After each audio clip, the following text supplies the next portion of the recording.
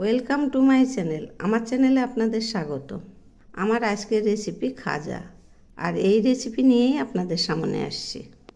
এই রেসিপি বানানোর জন্য এখানে আমি 1 কাপ ময়দা নিলাম, আর নিচ্ছি 1 চিমটি লবণ।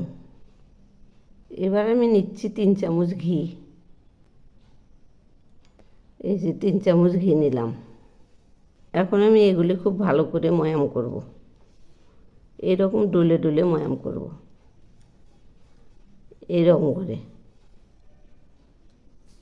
এই যে দেখুন ময়াম করা হয়ে গেছে। এরকম মুঠো হচ্ছে, আবার ঝুরঝুরে এইরকম হয়েছে। এবার আমি অল্প অল্প জল দিব আর মাখবো। এই যে দেখুন মাখা হয়ে গেছে, এইরকম হয়েছে। এখন আমি এর মধ্যে 3টে টুকরো করে নিয়েছি। এবার 2টো সরিয়ে নিচ্ছি। এই ডোটা এখন বেলে নেব। এই যে গোল করে নিয়েছি। আমি এর মধ্যে সামান্য আটা দিয়ে নিচ্ছি। এবার আমি বেলে নেব, একদম পাতলা করে বেলে নেব। তো বন্ধুরা, আমার রেসিপি যদি আপনাদের ভালো লেগে থাকে তাহলে সাবস্ক্রাইব করে আমার পাশে থাকবেন, আর কমেন্ট করে জানাবেন কেমন লাগলো। বেলা হয়ে গেছে।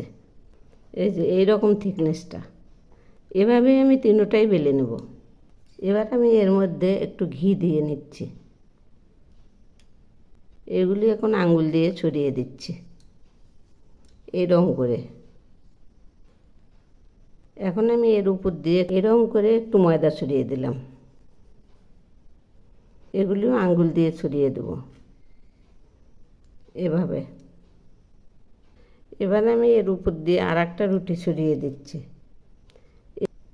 এইরকম করে। আবার একটু ঘি দিচ্ছি,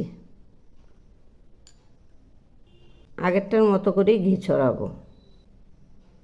আবার ময়দা ছড়িয়ে দিচ্ছি। পরেরটাও এভাবে পেতে নিচ্ছি। এখন আমি আস্তে আস্তে মুড়ে দেব। এই যে দেখুন 3টেই নিয়েছি এইরকম। এবার আস্তে করে মুড়িয়ে দিচ্ছি, এরকম করে চেপে চেপে মুড়াবো।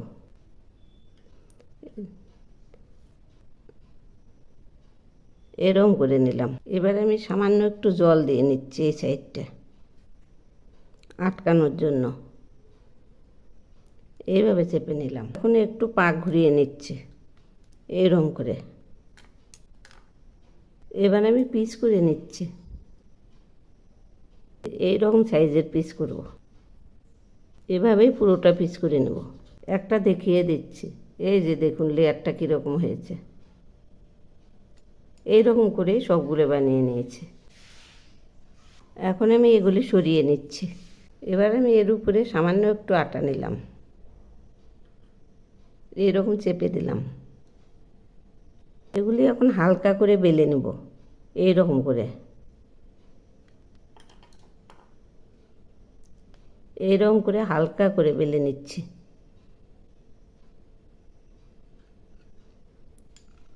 এই যে এইরকম হয়েছে। এভাবেই আমি সবগুলো বেলে নেব। এই যে দেখুন সবগুলো বানিয়ে নিয়েছি। এবার কড়াইয়ে তেল দিলাম।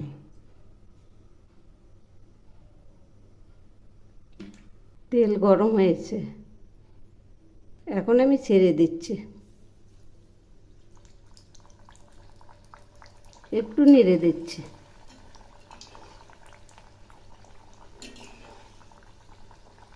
দেখুন আস্তে আস্তে ফুলে উঠছে।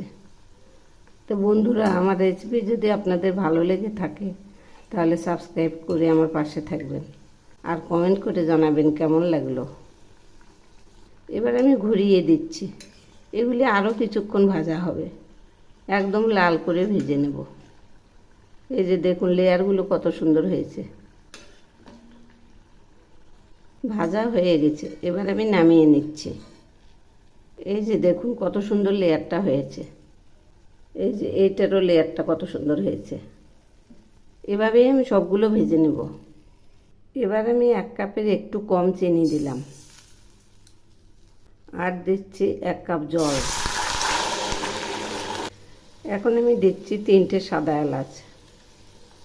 শিরাগুলো একটু একটু ফুটছে, একটু নেড়ে দিচ্ছি। এই শিরাগুলো আর একটু ফুটবে। এই যে দেখুন একটু একটু চিটচিট করছে। এখন আমি এর মধ্যে এগুলি ছেড়ে দিচ্ছি। একটু নেড়ে দিচ্ছি। এবার আমি এগুলি নামাবো। খাজাগুলো সব শিরা থেকে নামিয়েছি। দেখুন কত সুন্দর হয়েছে। এভাবে বানিয়ে খেয়ে দেখবেন, অপূর্ব স্বাদ।